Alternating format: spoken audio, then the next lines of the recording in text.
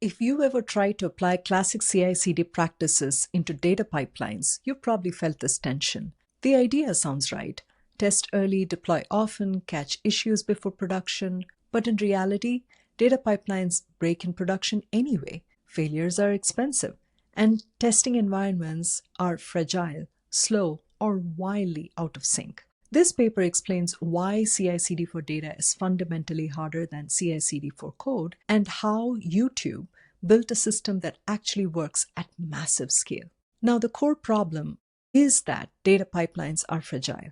First, data pipelines aren't just code. They involve massive, evolving data sets, implicit data contracts between teams, complex dependencies across jobs, tables, time partitions, and infrastructure that's incredibly expensive to replicate. In YouTube's data warehouse, thousands of pipelines are owned by hundreds of teams, processing exabytes of data every day.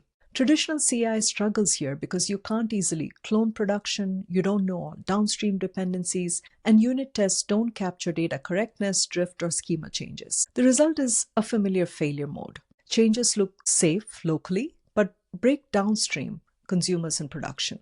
The central idea of this paper is surprisingly pragmatic. Instead of building massive separate test environments, YouTube built a way to run isolated tests directly inside production infrastructure without, of course, touching the real outputs. They do this using production configuration-driven testing. Rather than cloning environments, they rewrite production configurations to create isolated test runs that preserve real dependencies, data flow, and semantics, but safely redirect inputs and outputs. This keeps tests realistic and affordable. At a high level, the framework has a few critical pieces. First, a configuration rewriter.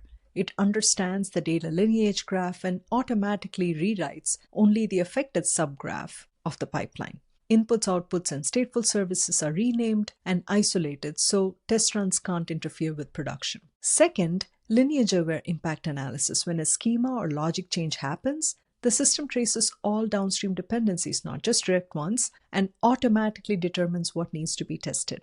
Third, automated data quality checks. Again, these aren't just handwritten rules. They include schema validation, data presence checks, distribution drift detection, SQL assertions, and anomaly detection based on historical patterns. Fourth, data downsampling. Instead of copying massive data sets, the system uses stratified sampling and optional user-defined downsamplers to create small but representative test data, often reducing data volume by over 99%.